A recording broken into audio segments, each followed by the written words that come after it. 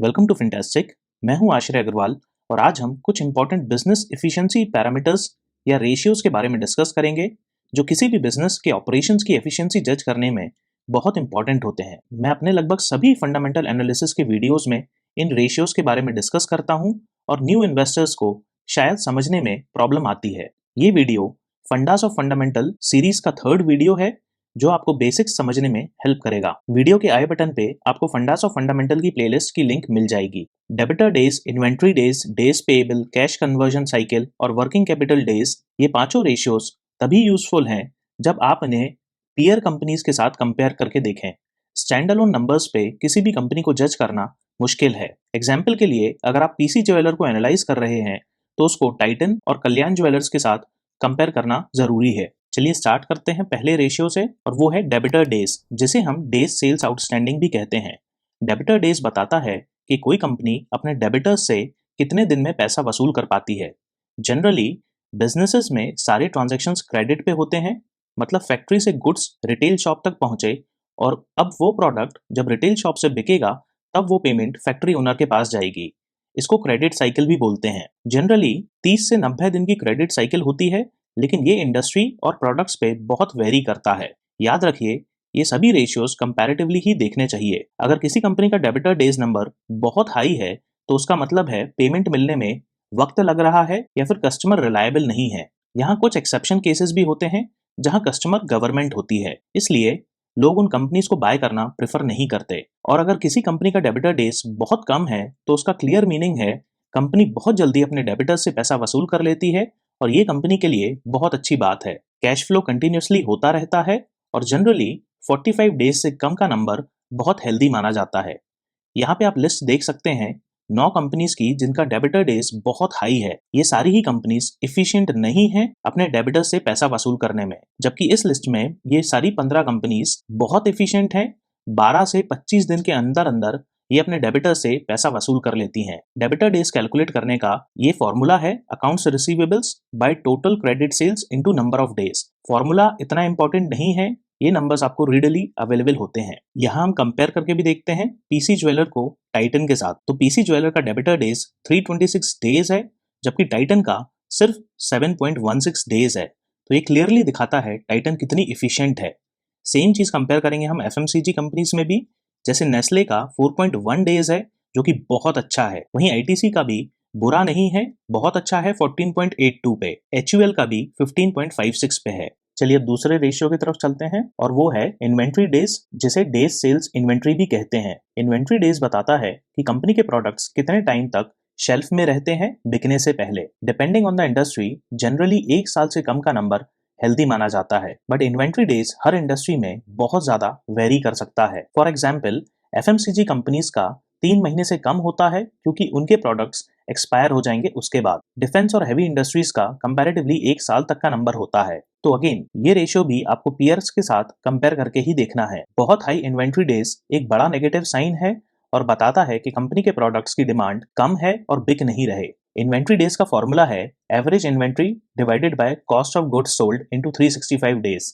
यहाँ पे अपन कंपेयर करके देखते हैं मारुति सुजुकी और बजाज ऑटो में दोनों का ही इन्वेंट्री डेज बहुत कम है, मतलब कि प्रोडक्ट्स की डिमांड बहुत जोरों से है। सेम चीज अपन देखते हैं फार्मा कंपनीज में, तो सन फार्मा, डिवीज लैब और टोरेंट फार्मा का बहुत ज्यादा वेरिंग नंबर नहीं है। लगभग तीनों ही कंपनीज 300 डेज के आसपास पे स्टैंड करती हैं। फिर भी सन फार्मा और डिवीज लैब टोरेंट फार्मा से थोड़ी बेटर है।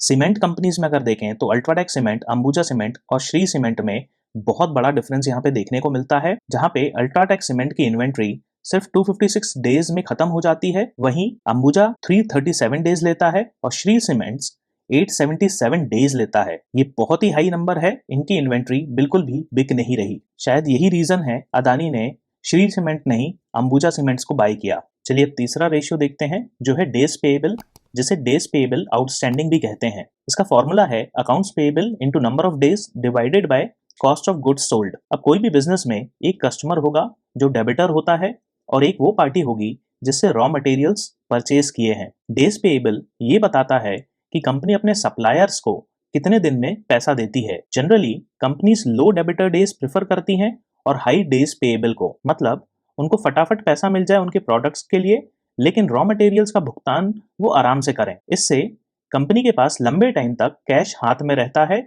और उसे वो बहुत सारी जगह यूज कर सकते हैं। बट ये जरूरी नहीं है कि बड़ा डेज पेएबल नंबर हमेशा अच्छा ही है। हो सकता है उस कंपनी के पास कैश ही नहीं है पे करने के लिए, इसलिए वो पेमेंट्स को डिले कर रही है, जो सप्लायर्स के लिए बहुत नेगेटिव साइन है और फिर उस कंपनी से सप्लायर्स बिजनेस बंद कर सकते हैं। यहाँ पे अपन कुछ कंपनीज को कंपेयर करते हैं गैस कंपनीज में, जैसे Adani total gas, ONGC, IOCL, BPCL और गेल। इन सभी का नंबर लगभग 30 से 45 दिन का है। क्योंकि गैस बिजनेस में बहुत फ्रीक्वेंट ट्रांजैक्शन करने पड़ते हैं, इसलिए सारी ही कंपनीज 40 दिन से कम नंबर का टारगेट रखती हैं। उसके बाद सीमेंट कंपनीज में देखते हैं अंबुजा सीमेंट, अल्ट्राटेक सीमेंट और श्री सीमेंट में। यहाँ पे भी लगभग सेम ही नंबर्स देखने को मिलते हैं। अल्ट्राटेक सबसे जल्दी पे कर देती है 268 डेज में, वहीं अंबुजा सीमेंट 258 डेज लेती है जो कि हाईएस्ट है, और श्री सीमेंट 313 दिन लेती है। आईआरसीटीसी लगभग 6.5 साल लेता है पेमेंट करने में। ये अपने सप्लायर्स को बिल्कुल ही रुला देता होगा। चौथा रेशियो है कैश कन्वर्जन साइकिल, और ये बहुत इंपॉर्टेंट रेशियो है। ये डेबिटर डेज, इन्वेंट्री डेज और डेज पेएबल को यूज करके कैलकुलेट किया जाता है और बताता है किसी भी कंपनी अपने इन्वेस्टमेंट्स को कैश फ्लोज में कितने दिन में कन्वर्ट करती है। ये एंड टू एंड साइकिल होती है, right from buying raw materials से लेके प्रोडक्ट्स बनाने से लेके उसको बेच के पैसा कलेक्ट करने तक की cycle. Generally negative cash conversion cycle number अच्छा माना जाता है, क्योंकि कंपनी फिर से अपने इन्वेंट्री और रॉ मटेरियल्स में इन्वेस्ट करने से पहले ही लास्ट टाइम वाले इन्वेस्टमेंट्स को सेल्स में कन्वर्ट कर चुकी होती है और हर टाइम कंपनी के पास कैश प्रेजेंट रहता है। सिंपल टर्म्स में, अगर कंपनी अपने डेबिटर से जल्दी पेमेंट रिसीव कर रही है और कंपनी का माल जल्दी बिक रहा है, लेकिन उन रॉ मटेरियल्स का पेमेंट कंपनी सप्लायर्स को कुछ टाइम के बाद करती है, तो कंपनी के पास हमेशा कैश बचा रहता है। एक हार्वर्ड बिजनेस रिपोर्ट के हिसाब से .com बबल में अमेजॉन को इसी नेगेटिव कैश कन्वर्जन साइकिल ने बचाया था। चलिए कंपेयर करते हैं हिंदुस्तान यूनिलीवर और नेस्ले को। तो हिंदुस्तान यूनिलीवर का cash conversion cycle number -63 days पे है, जबकि नेस्ले का भी अच्छा है लेकिन उससे कम है, -6 डेज पे। वहीं ऑटोमोबाइल कंपनी से अगर देखें तो Maruti Suzuki, Mahindra and Mahindra, Tata Motors, Bajaj auto और आइशर मोटर्स में लगभग सभी कंपनीज का बहुत ही अच्छा नंबर है। बेस्ट है टाटा मोटर्स का। फार्मा कंपनीज में अगर देखें तो सन फार्मा और डिवीज लैब में क्लियरली सन फार्मा का काफी बेटर है, जबकि डिवीज लैब का 343 डेज पे स्टैंड करता है। सीमेंट कंपनीज में अगर देखें तो अंबुजा सीमेंट का -13.4 डेज है, वहीं श्री सीमेंट्स का बहुत ही हाई है, बहुत ही ज्यादा हाई 584 डेज पे। अब आपको शायद अदानी का डिसीजन समझ में आ रहा होगा। पांचवा रेशियो है वर्किंग कैपिटल डेज या डेज वर्किंग कैपिटल। यह रेशियो बताता है कि कंपनी कितने दिनों में अपनी वर्किंग कैपिटल को रेवेन्यू में कन्वर्ट करती है। इसका फॉर्मूला है average working capital into 365 divided by sales revenue. Working capital current assets minus current liabilities से आता है, तो अगर एवरेज वर्किंग कैपिटल नेगेटिव है तो ये एक नेगेटिव साइन है कंपनी के लिए और बताता है कि कंपनी पे करंट लायबिलिटीज करंट एसेट्स से ज्यादा है। वर्किंग कैपिटल डेज और कैश कन्वर्जन साइकिल में एक बड़ा डिफरेंस है। वर्किंग कैपिटल डेज सिर्फ सेल्स तक ट्रैक करता है, जबकि कैश कन्वर्जन साइकिल सेल्स के बाद के कलेक्शन तक को। Generally working capital days number जितना कम उतना अच्छा और उतनी इफिशिएंट कंपनी, लेकिन नेगेटिव नंबर को प्रेफर नहीं किया जाता। और अगर किसी कंपनी का ये नंबर कंटिन्यूसली बढ़ रहा है तो इसका मतलब है या तो सेल्स डिक्रीज हो रही है या फिर कंपनी को पेमेंट कलेक्ट करने में टाइम लग रहा है। चलिए इसको कंपैरिजन में देखते हैं। तो डिवीज लैब का 176 डेज पे स्टैंड करता है, वहीं डॉक्टर रेड्डी का 108 डेज पे और सिप्ला का 103 डेज पे। तो इनके हिसाब से सबसे अच्छा सिप्ला का है। वहीं अगर हम अदानी ग्रीन का देखें, जेएसडब्ल्यू एनर्जी, टाटा पावर और अदानी ट्रांसमिशन का देखें तो सबसे अच्छा अदानी ग्रीन का है और बाकी की सारी कंपनीज का नेगेटिव में है। अगर ऑटोमोबाइल में देखें तो टाटा मोटर्स और मारुति सुजुकी दोनों का ही नेगेटिव नंबर है।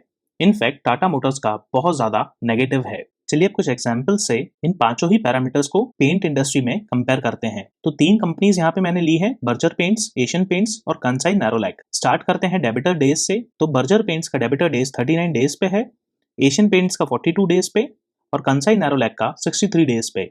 मतलब सबसे जल्दी बर्जर पेंट्स अपने डेबिटर से पैसा वसूल कर लेती है। इन्वेंट्री डेज अगर देखें तो 188 डेज पे है बर्जर पेंट्स का, वहीं एशियन पेंट्स का 143 डेज और कंसाई नैरोलैक 153 डेज में। मतलब एशियन पेंट्स की इन्वेंट्री सबसे पहले खत्म हो जाती है। डेज पेएबल की अगर बात करें तो बर्जर पेंट्स 149 डेज में अपने सप्लायर्स को पे करती है, वहीं एशियन पेंट्स बहुत जल्दी पे कर देती है 95 डेज में, और कंसाई नैरोलैक भी लगभग सेम नंबर पे है 92 डेज पे। तो यहाँ पे बर्जर पेंट्स विनर निकल के आता है। कैश कन्वर्जन साइकिल अगर देखें तो बर्जर पेंट्स की 78 डेज पे है, एशियन पेंट्स की 91 डेज पे है और कंसाई नैरोलैक की 123 डेज पे है। तो यहाँ पे भी विनर बर्जर पेंट्स निकल के आता है। वर्किंग कैपिटल डेज अगर बर्जर पेंट्स की देखें तो ये 62 डेज पे है, एशियन पेंट 70 नंबर पे स्टैंड करता है और कंसाई नैरोलैक 102 डेज पे। यहाँ पे भी बर्जर पेंट्स क्लियर विनर नजर आता है। ओवरऑल बर्जर पेंट्स और एशियन पेंट्स बहुत क्लोज हैं और बेस्ट हैं इन तीनों में से। आई होप आपको ये वीडियो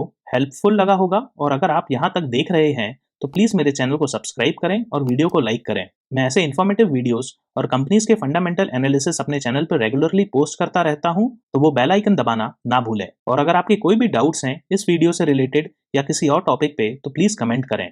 थैंक यू।